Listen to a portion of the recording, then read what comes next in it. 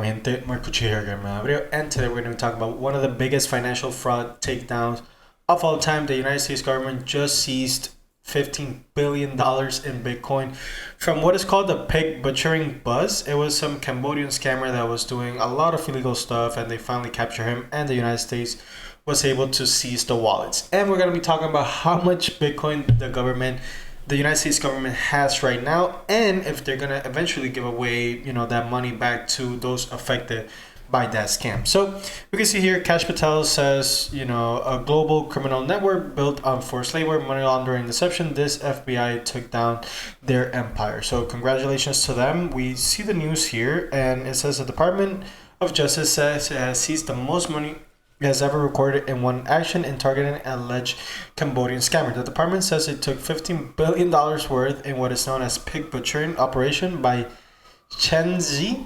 37 years old, who they also go by the name of Vincent. She has not been taken into custody. So if you do not know what pig butchering was, just like me, pig butchering is a scam where somebody is contacted electronically and asked to turn over money, usually cryptocurrency, with the promise of being repaid in full or more. Sometimes the scammers say the money is going for urgent need, like life-saving surgery. And someone really lost a lot of money. She lost over $500,000 to someone she conversed with on the app on Hinge. So it really sucks. And if you ever been scammed, I'm really sorry. It is never your fault. It's obviously bad actors, trying to, hurt a lot of people's lives. So she runs a Prince Group organization in Cambodia, and the department alleges the company operated in 30 countries as a real estate and financial company in the light and a crime syndicate in the dark.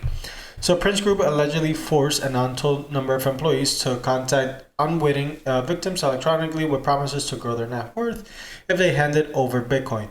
The victims never received payments, and the Department of Justice said the money was then laundered. So if someone asks you money, you do not know them, like you do not know if it's like where the email is coming from or the phone number that's coming from, always be wary and never fall for these scams. It's more than likely a lot of people trying to scam you. Sometimes I've even heard of people faking, your family member is injured, they were just in the hospital, blah blah blah, please send us money for Bitcoin. The hospital is never going to do that, so never ever send money unless you're sure of who you're sending the money to. So the United States recovered 127,271 Bitcoin according to the announcement.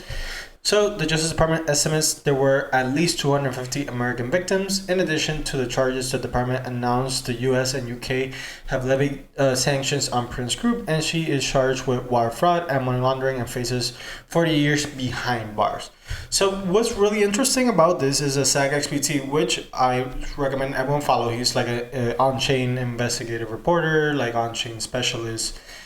He says that what's interesting is wallet addresses listed in the U.S. government, the 14 billion that we're talking about, seized previously were named in Silk SAT report over 2 years ago from having vulnerable keys, and now the United States government says they have custody of them. So if we look here, this is the report from today, but if we look here, you can see that the primary wallet addresses here.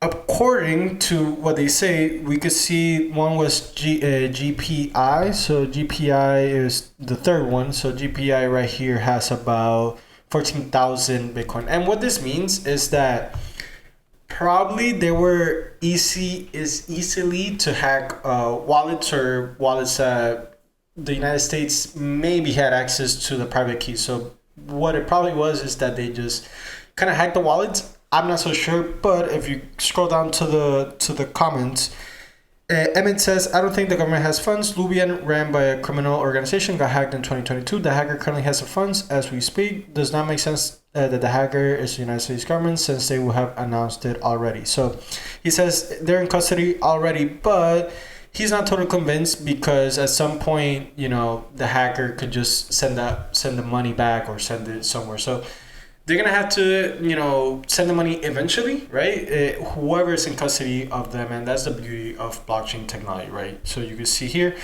And they ask him, are you saying the United States government cracked the keys on these wallets? And he says either them or another entity who transferred them to the BTC. So The United States now has 324,000 Bitcoin, so the value is about $36 billion.